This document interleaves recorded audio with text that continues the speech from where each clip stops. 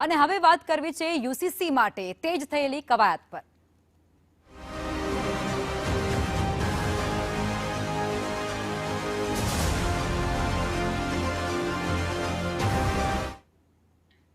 UCC અંગે cabinet બેઠકમાં ચર્ચા કરાશે। મુખ્યમંત્રીની અધ્યક્ષતામાં કેબિનેટ બેઠકનું આયોજન છે। બિલ અંગે મંત્રીમંડળના સભ્યોની સંમતિ લેવાશે અને સંમતિ બાદ બિલ ડ્રાફ્ટ માટે મંજૂરી મળશે। બપોરે 2 વાગ્યે વિધાનસભા ખાતે ખાસ બેઠકનું આયોજન કરવામાં આવ્યું છે।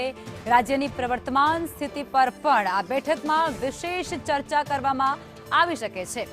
મુખ્યમંત્રીને યુસીસી રિપોર્ટ સોંપવા અંગે પણ વિગતો આપવામાં આવી શકે છે। કમિટી દ્વારા આજે પ્રેઝન્ટેશન પણ આપવામાં આવ્યું હતું અને આ જ મુદ્દે સંવાદદાતા નિર્મલ દવે અમારી સાથે જોડાઈ ચૂક્યા છે।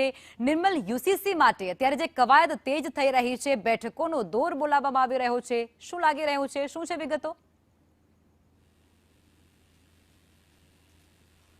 જો ગઈકાલે યુસીસી અંતર્ગત રિપોર્ટ સોંપવામાં આવ્યો છે। મુખ્યમંત્રીને આ રિપોર્ટ સોંપ્યો હતો અને ત્યારબાદ ગણતરીના કલાકોમાં જ યુસીસી લાગુ કરવા માટેની કવાયત તેજ કરવામાં આવી હતી।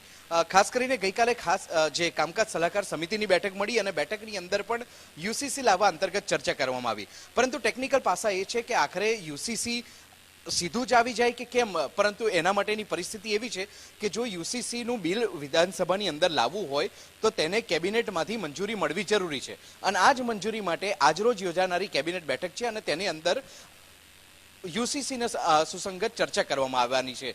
મંત્રીમંડળના સભ્યો સાથે આ મુદ્દા હેઠળ ચર્ચા કરવામાં આવશે અને મંત્રીમંડળના સભ્યોની સંમતિ મળશે, ત્યારબાદ તેનો ડ્રાફ્ટ રજૂ કરવામાં આવશે।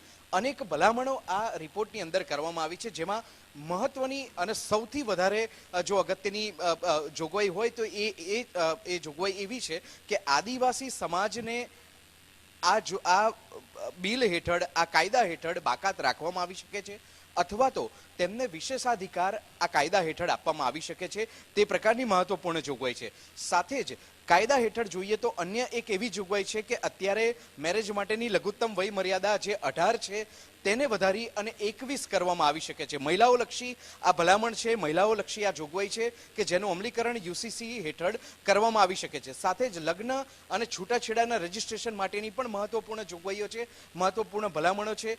ખાસ કરીને લિવ ઇન રિલેશનશીપ છે તેનું પણ રજીસ્ટ્રેશન અનિવાર્ય આ કાયદા હેઠળ બની જશે। આમ યુનિફોર્મ સિવિલ કોડ જે ગુજરાતની અંદર લાગુ કરવા માટેની કવાયત હાથ ધરવામાં આવી છે। જો મંત્રીમંડળના સભ્યોની સંમતિ મળી જાય છે અને ત્યારબાદ તેનો ડ્રાફ્ટ રજૂ થાય છે, ત્યારબાદ તેને વિધાનસભાની અંદર રજૂ કરવામાં આવશે। જો બહુમતીથી આ બિલ પસાર થાય છે તો ત્યારબાદ રાજ્યપાલ સુધી આ બિલ મોકલવામાં આવશે અને રાજ્યપાલ દ્વારા રાષ્ટ્રપતિને મંજૂરી માટે આ બિલ મોકલવામાં આવશે અને જો રાષ્ટ્રપતિ તેની મંજૂરી આપે છે તો આ કાયદો ગુજરાતની અંદર લાગુ થઈ શકે છે। જો ગુજરાતની અંદર કાયદો લાગુ થાય છે તો ઉત્તરાખંડ બાદ સમગ્ર દેશમાં ગુજરાત એવું બીજું રાજ્ય હશે કે જે યુસીસી અમલી કરશે। જી આભાર નિર્મલ, આપ જોડાયા તે બદલ। યુસીસી બિલને લઈ અને આજે ફરી એકવાર ખાસ ચર્ચા કરવામાં આવી શકે છે અને તેને જ લઈ અને આજે ફરી એકવાર બેઠક બોલાવવામાં આવશે અને યુસીસીને લઈ અને અત્યારે કવાયત પણ તેજ કરવામાં આવી ચૂકી છે।